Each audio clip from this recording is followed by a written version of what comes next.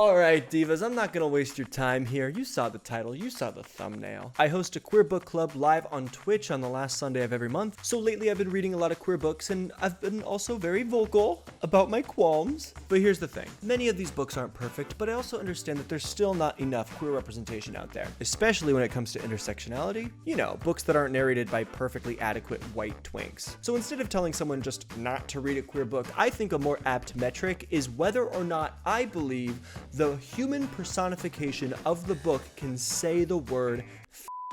I think that's fair. And obviously, I am not the arbiter of gay culture. If you disagree with anything I have to say, then please comment below, let me know, and I will make sure to internalize it and feel bad for a while. So let's get into it. First from the pile is a book that's not actually a gay book.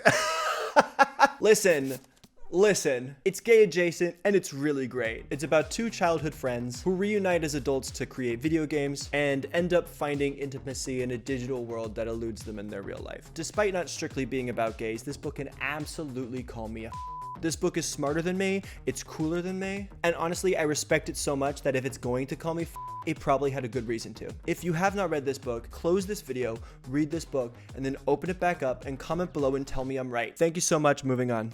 Next, we have Fraction Infinity. This book is about traveling across the multiverse to essentially save the planet and also get the guy at the end. Here's the thing, the book is a lot like Everything Everywhere All at Once if it had a limp wrist, you know? I'm gonna allow it to say however, if this book were to call me a I would be okay with it, but I would absolutely pause for a moment, you know? I would give him one of these.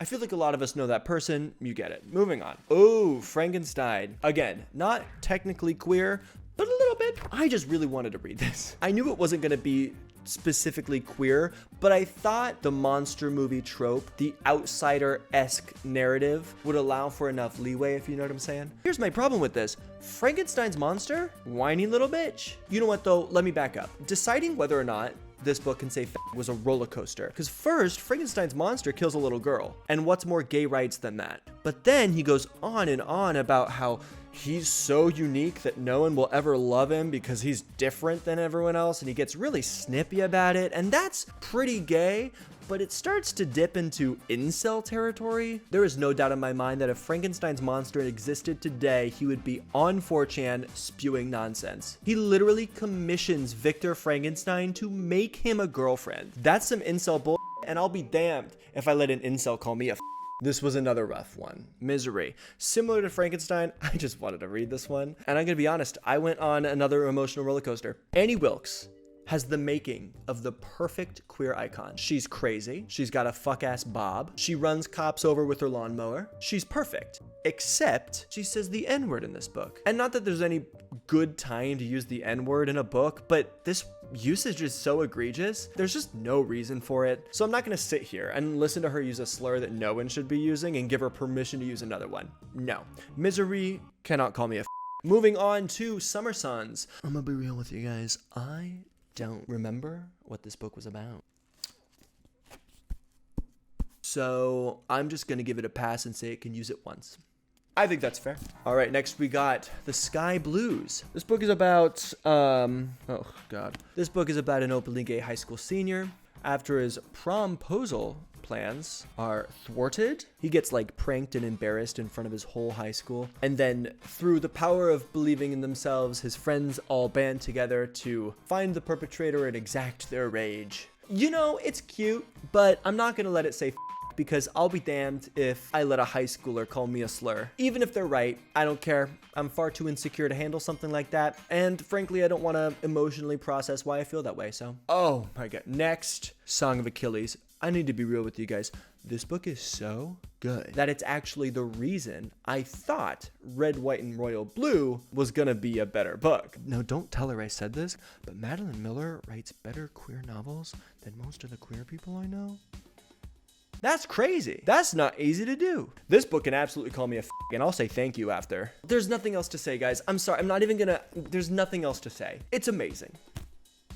Next, we have They Both Die at the End. People in the book club already know how I feel about this. This book is about two soon-to-be lovers, Ooh, that word bums me out. The book is about Mateo and Rufus getting a call from Deathcast, Deathcast being an agency that predicts when you die, and they end up meeting up and living their last days together. This book, it's great. This is a good book. I don't like it, but it's well written and it's great. I'm gonna say that it can't call me a because I just don't like it enough to put up with that.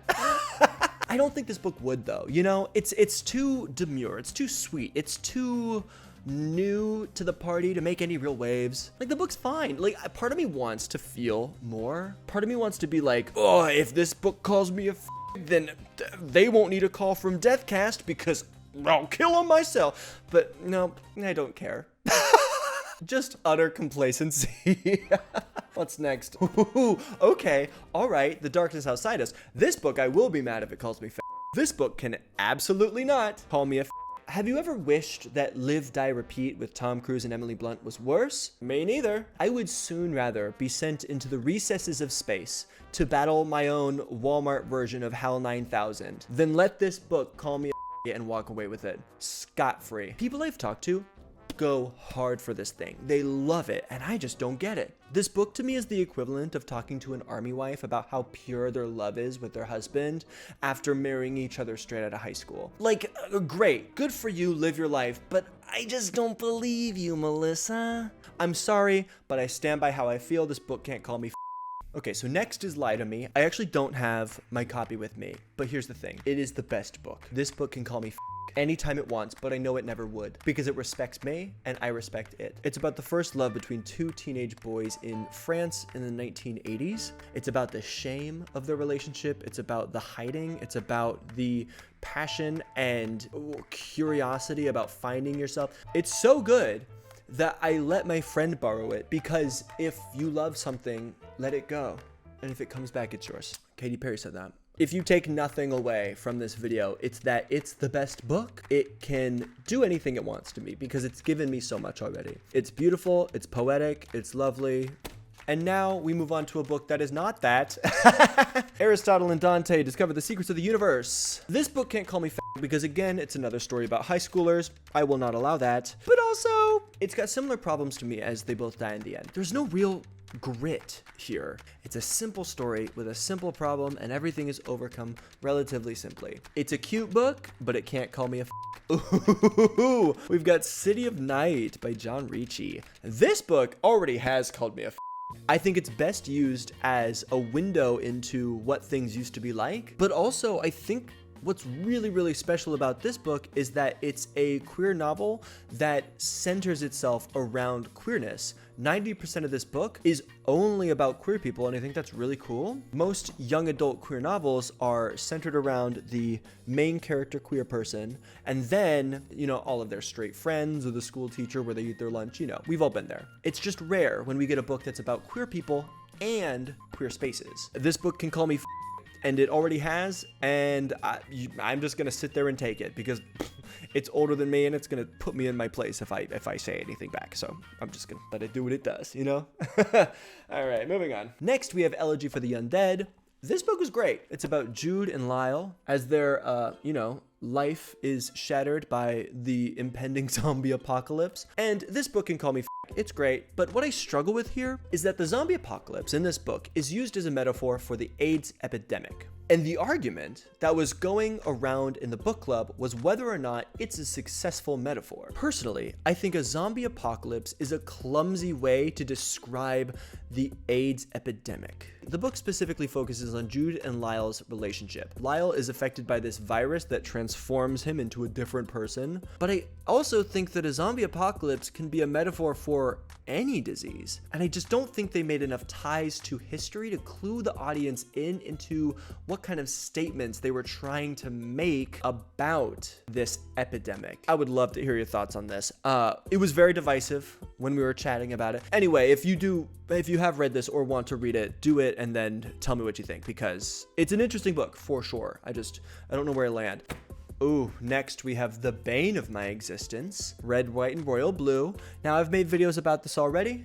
I don't need to speak on this anymore. The one thing I will say is if this book calls me any kind of slur, I will immediately be filled so much with passion and rage that I will run for office, win, and then use my power in office to strip away the rights from the gays. Is that logical? No, but I think it's just as logical and nuanced as every single character in this dumb book. This book is the equivalent of Nancy Pelosi's sassy clap.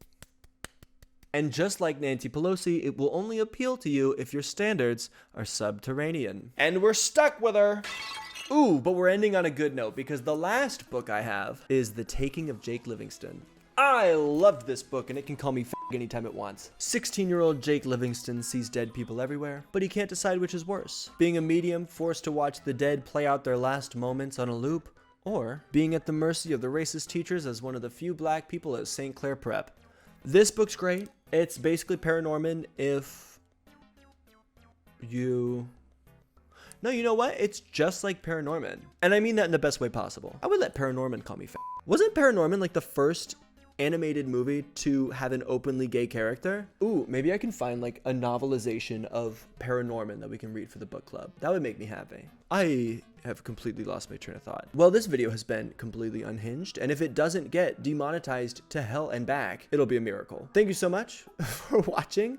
And as always, if you disagree with anything that I've said in this video, which, you know, there's a lot of arsenal there, comment below. I would genuinely like to know if you think I'm wrong in any of my assessments. But the lesson here, of course, is read more gay books, because there's a lot of good ones out there.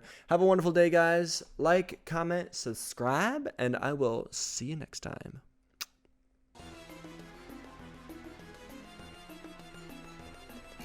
Make this into a movie and then make it a porn because I will watch it.